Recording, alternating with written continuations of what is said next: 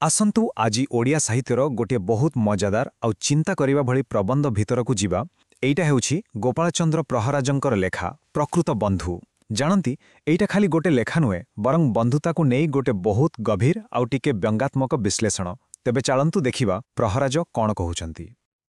आउ आरंभरू ही लेखक एमिति एक कथा कहि दउचंती जे सुनिले आश्चर्य लागिबो।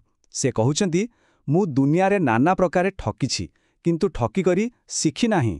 भाबिले टिके केते बड़ कथा, एते अनुभूति परे भी किछि शिखिनी। बास एही गोटिए लाइन रु ही पूरा कहानीर मूलदुआ पड़ी जाउछि। तेबे प्रश्न उठुछि से एमिति काहींकी कहिले। एहार कारण हेउछि तांकर निज जीवनर अनुभूति। प्रहराज तांक पिलादिन परठारु माने पाखापाखि 57 वर्षर मनीष सहित संपर्कर हिसाब निकास करुछंती। हाँ सतरे 57 वर्ष 5 दशंधिरु भी अधिक समयर अनुभूति। एटा किछि दिन के मासर कथा नुहे बरं गोटे पूरा जीवनर हिसाब।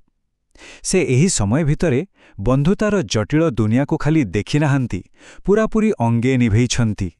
किंतु एते लोकंको सह मिशिबा परे, एते वर्षर अनुभूति परे भी तांको मनरे गोटे गभीर दुख रही जाइछि।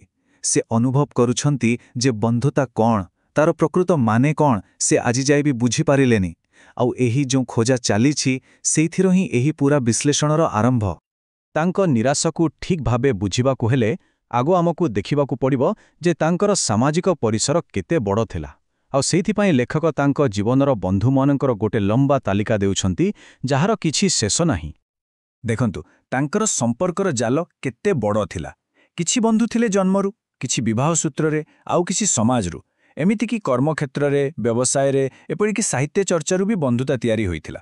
कहिबाकू गले हजार हजार लोकंकर गोटे विराट नेटवर्क। आउ ए संपर्क सबु चालुथिला केमिति? केवल साधारण हाथ मिलाइबा ठारू आरंभ करी चिठी पत्र, मनी ऑर्डर, टेलीग्राम एमिति कि फोन कॉल पर्यंत सबु थिला। एहा छड़ा पर्वपर्वाणी हो किंबा मलाजिला सबुठी संपर्कर डोरी लागी रहिथिला। माने गोटे बहुत बड़ आउ जटिल सामाजिक बंधन। एते बड़ लिस्ट देखैबा परे लेखक कहानी गोटे बड़ मोड़ आणुछंती। से एबे ए सबु बंधुंकु परखिबाकू जाउछंती। आउ सेथिपाई से व्यवहार करुछंती गोटे पुराना शास्त्रीय मानदंड जहाकू कुहा जाए सन्मित्रतार कसटी पथर।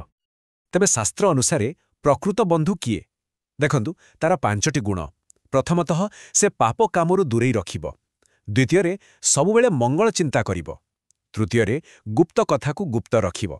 चतुर्थ भल गुणगुड़िकू समस्तंक आगरे कहिब। आउ सबुठू बड़ कथा हैला विपद बेले केबे भी साथ छाड़िबनी। सतरे एटा गोटे बहुत बड़ आदर्श नुहे कि? ताहले जितेबेले एई कसटी पत्थररे से हजार हजार बंधुंकु परीक्षा कले, फल कोन बाहरिला? फल बाहरिला बहुत निराशाजनक।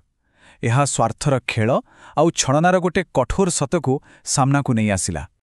लेखक एटी गोटे बहुत शक्तिशाली उदाहरण देइछंती। से कहउचंती जेमिति ही धन, संपत्ति और पावर चली जाए, बंधु माने ठीक सेमिति गायब हो जाती। जेमिति गोटे साप ता देहरु काति छाड़ी दिए। याटू बड़ स्वार्थपरतार चित्र आउ कौन होई पारे? तो एठी आदर्श आउ वास्तवता भितरे थिबा फरकटा पूरा स्पष्ट हो जाउछि। देखंतु गोटे पटे होउछि आदर्श बंधु जिए निस्वार्थ, विपदर साथी आउ सबुबेले सांगरे थाए। आउ अन्य पटे होउछि आमे देखुथिबा वास्तव बंधु जिए स्वार्थी, क्षमता पछरे दौड़े आउ जहार संपर्क केवल देबा नेबा उपरे ही तिष्टि रहे। आउ एही चार्ट को देखिले पूरा कथाटा आहरी सहजरे बुझिएबो। तांको अनुभूति अनुसारे 19% बंधुता केवल देणनेणर। तांको निज भाषारे कहिले 15.19 गंडा बंधु हेउछंती हेतुक, माने कामरे आसुथिबा बंधु, कोनोसी ना कोनोसी स्वार्थ पाई ही संपर्क। हेले कथा एतिकिरे सरुनी। एबे आसुछि सबुठू आश्चर्य करदेवा भली कथा। लेखक कहउछंती गोटे अजब सत जे जदि कहार उपकार करा जाए तेबे ता बदलरे कृतज्ञता मिलिबो बोली किछि ग्यारंटी नाही, बरं शत्रुता भी मिली पारे। आउ ए कथा को बुझेबा पई गोटे बहुत जणाशुना कहानी अछि ईश्वरचंद्र विद्यासागरंकर। थरे कौन हैला ना, किए जणे आसी विद्यासागरंकु कहिला जे जणे लोक तांकर बहुत निंदा करुछि। ए कथा सुनी विद्यासागर किछि समय पई गभीर चिंतारे पड़ीगले। ताहा परे से जेउ उत्तर देले सेटा सुनिबा कथा। से कहिले मो टिके मने पकेबाकू चेष्टा करुतिली, मु केबे से लोकर किछि उपकार करिछि कि କାରଣ ମୋର ତ କିଛି ମନେ ପଡ଼ୁନି, ତେଣୁ ସେ କାହିଁକି ମୋ ନିନ୍ଦା କରୁଛି ମୁଁ ବୁଝିପାରୁନି। ମାନେ ସେ ଏକ ପ୍ରକାର ଧରି ନେଇଥିଲେ ଯେ ଯଦି କେହି ନିନ୍ଦା ପୋରୁଛି ତାହେଲେ ନିଶ୍ଚୟ ତାର କିଛି ଉପକାର କରାଯାଇଥିବ।